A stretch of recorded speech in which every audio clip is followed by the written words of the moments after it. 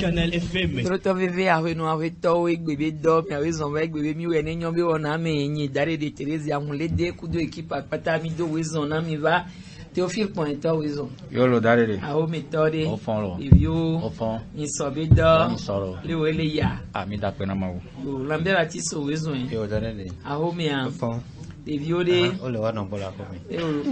O le wa no bo a. O le wa no bo. O vingbe o. Mi nya bo le wa do bo. O to wa le fia. Ah. Le wele ya. Ela ipe dare de. Ta ko se. Comment bien nous sommes pour balodo. Ni ta msele comme le nyesio. Nessa do se menyon raison. Yo dalele. A home a. A home to fun. Yo de. Yo fun. Ni so be do. Ni so. Do keria. Kerelo. Ele ya. Ele mi dogbe na toji no to keke ba se nyan ko san le ya. Gabriel Messa raison. Yo, olela. Ni so be do. Doni se danyo. Bo ade. Da pena to hono be ga fona be do men de kan. Yo, ida pena ta. Eyan Théophile mi la yi abota sisibe enyadie ti rudu ale ojajira ro ne abota zivegun be sisi to gbo be obe o le didi o be to réseaux sociaux le do adikasone amo ntochan odo ejesibe sele ke no gbe si abota de pepe poa enana la mi anto wona no mede be ne po ni AstraZeneca ti won le ko yo so AstraZeneca nto be nyan ko le 20 antio Eyan daga ape Kaflan fie pe mo adi po mi no ze gbogbo de mi anto ke pe sensibiliser amowe ne abotava ameko nyameko les priorités alors meko la si les fifi me ayo jiru do agbon oni di agbagba ne wa vesi wa so yin so ara po be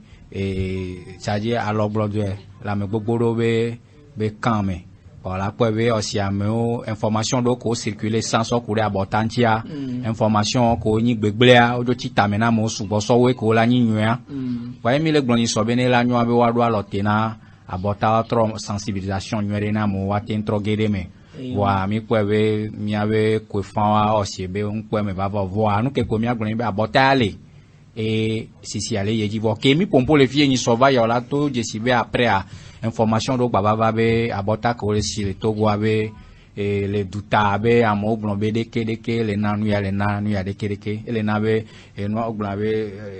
hun camera bloqué no alonde comme ça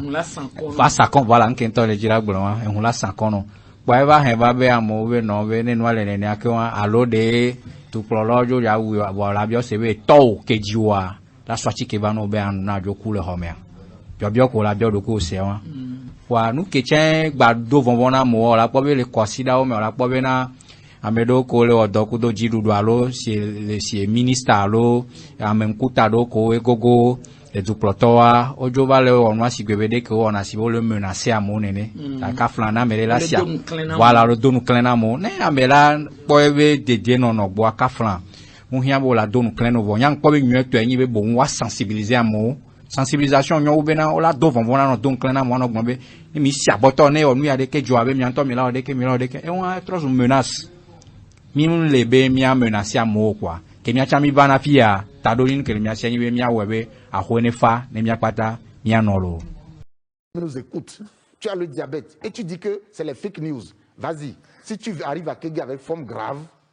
nous allons te faire une ordonnance. Les 500 000 par jour là, tu vas les payer. Et si tu ne les payes pas, c'est comme celui qui a pris sa moto, il ne respecte pas les feux rouges, ne porte pas de casque et va se casser la tête. C'est de la même façon qu'il va se débrouiller pour se payer les soins. Ça, c'est très important, d'où la nécessité que tout le monde se vaccine parce qu'il faut que nous sortions de cette histoire-là pour que le pays reprenne. Reprenne vie, justement. Oui, docteur Beweli.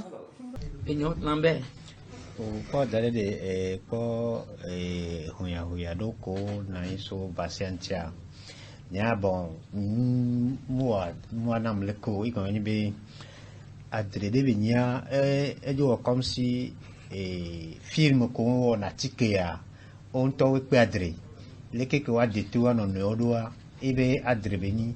e go meni be egbe mi gbale depuis 6 mars imi dupe depuis 6 mars le lomé et mi Thomas ko 6 mars mi Thomas ke to kan donner ge me ce qui vient de le ke le nyanyo ke neni be solution ko mi leo eni be waju globe abota que lava que la te permettre de aller mais le que mi le ho ya ba jo ba divider ya nyabula ba jo jinti mi agba jinji polémique nyanyen kwabe onu nke pe mi la glo eni be et so par exemple somme li nyi ba po mi a dometo nyakabe tori nyi ba po e hado tori po wa bi nom e ba globe mineur mesure barrière c'est-à-dire que il y a que so egboa pas nous subole mais il gomme ni ndele jo donc mi ko combien de population be on va se paniquer que quand ni abota ni ezidi benyo amokola tesi amokolo pe amokole concerné wa sikwa obe wa sibe mo amade pombe ikondite no to tamu ganya abota be gamo no be dadi le kondi no boa abula la vie otala no se do la e fe do la amo do na bi bona wa truna no banami donc abe panique gande kuma nanyo les essais be que OMS ku que amo susui la que ko susui de asela bandanika be ma gbate ano tv que be ma pas solution de bien ndo pom ni atike am présenter danger ko wa be pom alléluia pom la de le bassin à Monesi ni au moins dans 6 mois ni mi a été de masque à d'aller à me faire la te prendre reprendre l'activité que ma va novembre d'aller ni quartier ame ni boire et me ba do boa la nuit toi Gabriel bassin venya e va roboy que va doña kurinchi video e vore wa que pomia pro pembe bassin no do abotana no si abotana no da biya to cha ani da bana poi ni sombre se bina me rubina yo do yo benu subi me sensen vide no ele ko no subi ji e mo wa be fi to ko yo e do o lambe o jon se abo bu e va po jo no e ko to wa ele bele da ti be ne jo le ni donc mo ko mo le se le soro yo e do e ga jo un de plus ma glombe o gbun nyanya ko li du to be o to ti abota sisi matin ni ga se so so mi se ave bien be du prola il veut dire Macron trop de mots bonito to do mi ave du prola ko lo blanc ba français no Emmanuel Macron te go président ko ya gbero Nganga be français onyo prola nationalité française de la on coloniser bien no coloniser wa du ploto ya tonye toya so mi ataju le Gabriel nyaji ma be o de mo be vi bonito abota sisi ni somi comme de presse ami pour colonel économie bota sisi avait augmenté tout pour le moment parce que une question mais yo nyan ki ngonya donc me ben be brevenio be atatu donc il va pas si une concurrence les nani ou les noa les porteurs bois ils n'ont pas été abota sisi ya il te bien reconnaître les ben que les andia asi sa sabe nyane no ke val mukale nyana tenu eme obe to enyo wa iteori ke wa wa min de se mbo to tangomo aka yan blo on e blo mo on de gomena mo ke nyinya botan to ko owo communication na ga mo nyamere abotari en to bi nja permianti alo nja permianti o donc ani jojo chan se yo ko be na o kaka mi le fi am nya abotari pe na da mi ti he na mo ne do obe ya le bla menji pour la de yo on do ko to o mo lo bon ina mi amela bonobe abota enyo mi besi ka frana abota munyowa ameruma tesi no tamia pawori ka fanso mi be dono to hore bujuna e kan be sini soe donc rem nyo ala be asia donc kan ko mi be ile premier to be kenyanti nke nyande ndi se be na be no si tout quanto ameruma tesi be ko o yana me kat ndi ko nyanyem de segomo kat de normalement no si abota o do la do abota be ho me ame o si tutu gba nto chan ho kat ka tu tu bu mbo ho no si abota de la do peji be no si abota ne so wa do do ba go kanel yo voilà donc quand bien pera mo be babe fon gba do be abota le e kumule malo si be ya ke ya jo me ba yo ma ao ho se todo ton so eto apa wa be si be ga me we subo be yo le na be ya trobo ya chon wa donc pas de so bara regardez to coronavirus be nyaje via TPG na gba pere ka ndo gba jiji ya ni gba le ne dɔ ɖe kpe ke va wohlɔna me ko nyi dɔa tɔ la dzagbagba kaka be wakpɔ atike ɖe ko ati sɔ he mɔ ne dɔa eye mi le dzi kaka wakpɔ vaccin wokpɔ vaccin ɖe donc vaccin wɔn la kpɔ be esugbɔ mesiamesi dzuwo wɔ etɔ mesiame wɔ etɔ donc mesiame ke le hlɔ be amewo yɛ ne extra le wo le kpatakpata donc abe etɔ la nyi nuya donc elle va nyi be polémique ba na nyi be nuya bɔta sisi be nya wotɔ te le yovo de be dzuro me dzuro ke ka flan ne jɔ mate no tere kume no tɔ te abɔta ro sisi mi mu nya we ele do nuya o be wa onu me kuku kengbe wa mi se bo onu me kuku aka e bia o gba le tro to edi donc adade de kpɔ be nu ke nya ngblɔ na enyi be ko ni do no se yamnya no se nya no yo be gbe aso no oto o le kpolo ajudea o le me ko le kpolo ame o le kpolo wa we nya ko le gbɔna ji o la zondo bani ka flan ame viro nto le ko yo do na de ko nto one ya eju me vio le kpɔ be de na fun vire le vaccin be nya paso amu pompo su boso nti association to patapata le bon bene ono tote no tote ke gbe nyam nye ponti am pobla te tote paso nya nya ka do to mi nya ma te to na me jabe e si ndi mi si abota alongba si o nto da si nyo ke nya mi la te gbon e po nya mi le gbon donc abota na me le asia la te si fafari am re chawe ma si o e anto ko be jiti nya ma te be la me refia ajopiti me le si aboto nto da si nyo wa lo to da si nyo donc ke nya mi la gbon na wa le gbon cha nu ke gbado fonfon le mo me nyi be ko o la po be ke nya me kono to si abota on gbon de ko on pour pe se ti be o de kere ko fifi ke nyon va le topo to wa fu me mo va le mo le gbon be ko si ayum dans 5 jours nyon va le di donc ani mi le woni ne a si be aye vire si be amo eju ju me vioa o matin on do confiance le nya di berebero nu ke le abota be nya confiance be nya ya kamo si o gbon be ne mais quoi du topo du poto ko si abe o mo vire ko sa koko to e no va to tia va nya ko be ke nya le nya doe on peut le Togo de ke nya do le na nyiroa e na ba me sugo ba ti te biani bi ma to tia e fe gon chan si be nya ka do to ni am le po be o ma te onu ya ke o lo ni o ma do bu chan po asa me ro juro me o ya combien on le ni problème are o ma suspend viri asa bu chan so ba do me po ni no so do e kola so de me galaxy wa dale de joko pola po lui are no na ji o fa ja be lui a to ko gbe ma prévision aro lui na ji ba nya de ko mi la gbon po be o tro onu me kuku tro do AstraZeneca e a contact gba tro do peji be abota nwede ye beyin veve to a e monu popo le Africa be do si be abota ya wala te mu a le dade a protéger avazan so to vone abota potio wa be conditionnement e hoti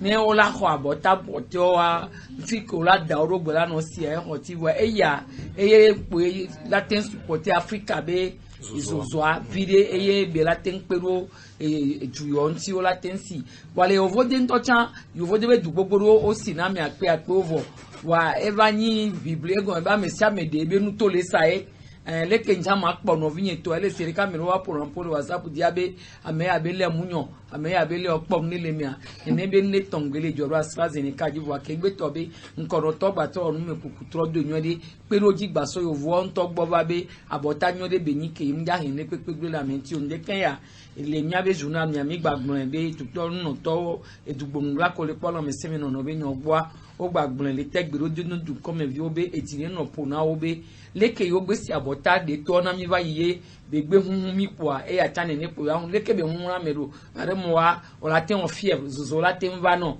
gare mo wa e la ten de ndo to no amero no na allergique ne ndio ene be no no me pe wa mu le ja wu ame o mu le ja gbe na me ke la me senji so be ba chon amejo ye na o to lo ododo nto ya ne vegun be esisivo dare de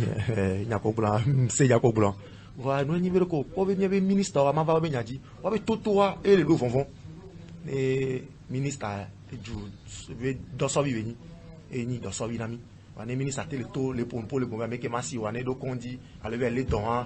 yo ma te prendre en charge wa menace de le nania nya e wa e nyam le gbe parce que kaflan lui nous vaccin ko to amerique ma te do confiance wa di totalement parce que kaflan mi to go vaccin ni to gola kan di on te gbere di kaka e nyam le gbere jutu bi no na nyine be ke dai de gbere ya jutu bi na nyine boy o da bota ya normalement dès que on la communication fait bien que ouais sans ben nous d'abotare so vire là no de que là bana wa après communication nanyo il fait que nous va le toi que ba communication nanyo donc la communication n'est pas trop sain à trop sensibiliser mon va mani zizibe le ministre en m'adressant à mes collègues agents de santé. Alors, si un agent de santé, menaces, docteur. Non, pas de menaces. Si un agent de santé refuse de se vacciner, parce que l'État a mené les vaccins gratuitement, et demain, il s'avérait qu'il attrape le Covid-19, qu'il sache que, vous savez, il y a l'assurance spéciale pour le personnel de la santé. Ça veut dire que, automatiquement, après cette phase de vaccination-là, c'est une assurance spéciale qui va s'arrêter. Puisque quand vous êtes positif, vous avez des indemnités liées à ça. Quand vous décédez, vos ayants droit ont aussi donc ça veut dire automatiquement que dans la convention qui a permis que cette assurance démarre, ça a été clair que dès que la vaccination commence, l'assurance va s'arrêter. Donc que les personnes de l'assurance sachent que ce que le ministre vient de dire par rapport à la prise en charge, ça risque de les rattraper s'ils ne se font pas vacciner, s'ils n'ont pas leur cas de vaccination et ils prennent Covid, c'est qu'ils vont perdre cet avantage. Alors, regardez, les mini-marchés, quoi, moi, Gabriel, quoi, nous va doit fidéa et doubenya, en Amérique, et notre doubenya, kafla, medolia, l'associé à monsieur, me venons en communication sur l'entier. Nibe, bien véalo, flan de kakola sonna, yakakado, tobe mi odoya. Ye nyinyo kaflan ke mi bana na fie mi jona yeko kwata mi ba pour le fie jona amerique so na flan de kadona kotoku mena mi donc a segon ebe mi be gabe nya yo wa nyam préféré bena on est sensibilisé à mo so ube wa menacer à mo wa no clan kudo mo be ne mo si abota be de kere no lo won ne agbeto mi ni amerate buta me fa be yo nke bere ngodo mena nu ko lo yo le menacer yo on te dona clan na me on ma te don clan na me de ntobe la me sembe kaflan ne nkule ho nye me egbe a Ninton kaflan on ja konsovana fiohobo ne ba di o po yin me towe la di men parce que le représenter nous gare pe le fiohobo o segome donc c'est pour te dire que ni bena e kako la sonna lo biere kako la sonna nya kaka do to bena de o pe e ganto tan suna bena be e to ko lo wa e suolo be mi hoflan de ka ne mi aso do mi abenu agon mi aso pere mi anchi ne mi onu ye won eleve o ta yo e quartier amedo yo o so ame na me amaton ya e buka me amaton la wa e double bola o so na me amaton be no wa mi ma te toléré o de Gabriel o po fi ke mi legbe kaflan peut-être no be to bo associer nya kaka do to le bosusu me a egbe amo ma ba no ke di be na enu ko lo gbon e le de ke ministre la ba to ade tato ano menacer amo ano clen kudo amo wo no si aboto anton gba gbon ni o chan anya be le dodo me dare no nenyi be o le si abota o le na homa bodo ntia ne o va le do wan yi o po be tranche d'âge ke mo le a ona mo nu koko mi be mi asa abota on si wa no be apo ame wo ne ba pratique ke azana wa ola no en ko e dale de onya ko do si mi na abota ko si be homa re ma mbere okpo togo mi le de ke mi no na yin po mi pona mpolo voa togo e gogolo du ke benya du viticule wa ekpen kwa ka fa on la te imaginer dare de le du ya mebena amelate prisonnier ade noa koluvia esclavia prisonnier mundo droit na ebe ne le do anu wa te kwebwa prisonnier no le do yo la preso ikondi bena wa wo donia ministre de la nanyira yobo ngba odona me wa le togo nyigba aji be on ngba odona be na ordre clinique avec ngba odona me wa clinique a chavon e bele glombe ha de kaje obe ngba odona parce que yem sende pe gomo wane e be odona wa peut-être on la te va il va charger problème là-bas bana et parce que nyanya be mi le sende gomo mi se gomo e wa e won bibia e won le dumefielo e ministre o le sigbe na jide gbe no pompo amere pe ngba pompo yo gbon na o so dupo to be yin kwa so le dotahun ye be ta so le ye be nkume so le titi come le gbon be et au nom du chef de l'état wa kaflan o se e no président to la file da fi amnyan be de peko na me le gapa me a ndo dura ne be santé no so me gapa me ojina me ne be ku ya lo me no agbe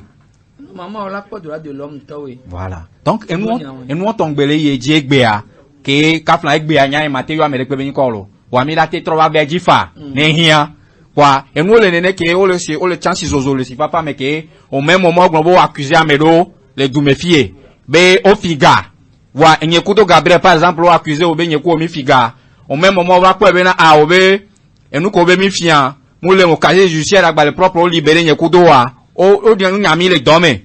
wa nye gba ku e wo ya o ho troso to dome o na mi o nya me bia o ma be nya to do dome a wo ya on na autorisation be a to do dome enye bi fia autorisation que ministre la signé be ma to dome dia ministre an signé wo e trop don no affecté mu en tout cas me mille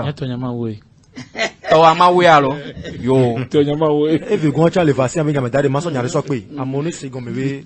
e gon me no we si abota me gon me ni be ma gon me si barrière gon me nyama ka chon cash nu to ko to do la se won no gba o bo gba da abota chan gba si abota chan o la mo chon cash ni o la no dissertation ku no keke donc a to ko to ni se ni ma so pe le fifi mia Lambert abota ele